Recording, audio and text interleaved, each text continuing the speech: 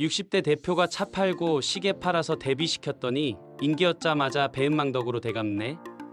해외 소식과 해외 네티즌 반응을 전달해드리는 글로튜브입니다. 지난 며칠 신인 걸그룹 피프티피프티 전속 계약 해지 소송으로 이해함을 자아내며 소속사의 잘못인지 아티스트의 잘못인지 온라인에서 많은 화제를 모았는데요. 빌보드 히트곡 큐피드는 중국 플랫폼 틱톡 사용자들의 입소문을 토대로 인기를 얻게 된 곡이라 중국 매체와 네티즌들도 이에 따른 많은 관심을 모으고 있습니다. 바로 중국 현지 매체들의 기사와 내용들을 살펴보도록 하겠습니다. 중국 내 유명한 대형 포털 바이두 뉴스에선 60대 대표가 차 팔고 시계 팔아서 데뷔시켰더니 인기였자마자 배은망덕으로 대갑다 라는 제목의 기사로 보도했습니다. 피프티피프티의 회사 어트랙트는 작은 엔터테인먼트사로 피프티피프티를 대중화시킴으로써 많은 사람들이 중소기업의 기적이라고 부른다. 하지만 발매곡 큐피드가 인기를 끌기 얼마 지나지 않아 멤버들이 전속 계약 해지를 요구해 뜨거운 논란이 일고 있다.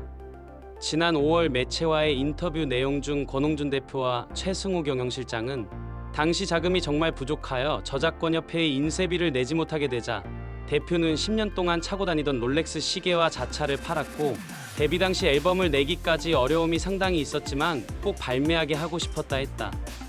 뿐만 아니라 멤버들의 영어 교육과 데뷔 후 주요 타이틀로 쓸 4곡의 모든 뮤직비디오 촬영을 마쳤고 기숙사 구성은 타 대기업보다 좋은 편으로 방 3개, 화장실 2개로 구성되어 있었다. 사실 데뷔 1년도 안 된 가수의 곡을 중소기업 입장에서 4곡의 뮤비를 발매하기란 굉장히 어렵고 이례적인 일이다. 현지 기사를 작성한 기자 역시 작성하면서 이렇게 모아보니 아티스트들이 정말 너무 과한 것 같다 라며 입장을 표했습니다. 뒤이어 플랫폼 소후의 연예뉴스에선 피프티피프티 그룹명의 상표권을 본인 가족들 명의로 함께 등록하여 네티즌들에게 조롱이라는 제목으로 보도하였습니다. 이어 기사 내용에서 배은망덕이란 거의 모든 문화에서 가장 예의 없는 행동 중 하나입니다. 전 세계적으로 인기를 얻은 신인 걸그룹 멤버 전원은 다양하고 엉뚱한 행동으로 한국의 배은망덕의 전형이 됐다.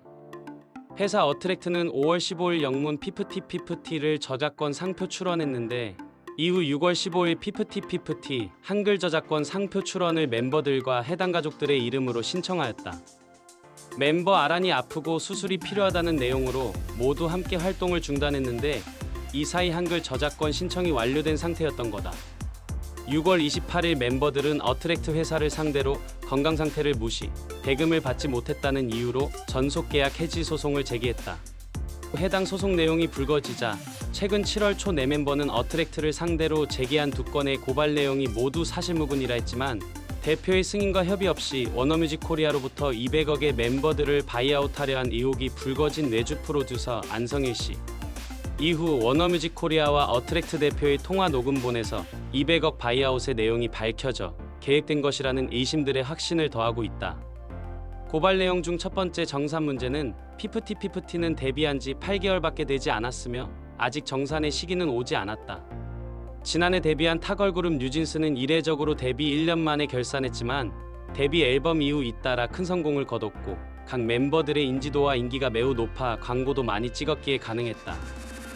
하지만 소속사 어트랙트는 수십억을 투자했고 올해 3월 발매 큐피드 하나만 이제서야 성과를 내기 시작했다. 두 번째로 건강 상태를 반영하지 않은 강제 활동 문제가 있는데 소속사 대표는 멤버들의 건강 상태를 파악한 뒤 요청에 따라 충분한 휴식 기간을 주었고 강제 활동은 전혀 없었다고 밝혔다. 막대한 투자를 한 전홍중 대표는 현재 소득이 없는 상황에 처해 있다. 60대에 접어들어 나이든 대표의 친절한 행동은 피프티피프티 멤버들과 외주업체들로부터 감사는커녕 구렁이에게 잡아먹힐 결과를 초래한 것은 안타까운 일이다며 시사를 마쳤습니다. 이를 접한 중국 내 K-팝 팬들과 누리꾼들의 반응을 살펴보도록 하겠습니다. 구독, 좋아요 부탁드립니다. 중국 K-팝 스레드 커뮤니티에선 피프티피프티가 역사상 가장 미련한 걸그룹인가요? 라는 스레드의 댓글들로 자기 자신을 망친 거지. 노래는 분명 들어봤는데 아는 사람은 없어요. 해체하고도 이 노래를 못 부르게 될 거고 다른 회사에서도 안 받아줄 텐데. 멍청이들. 너무 미련해서 결국 아무것도 얻지 못했다고 말할 수밖에 없어. 멤버 다 교체하고 이 그룹 이름으로 다음 사람이 들어와도 아무도 모를걸.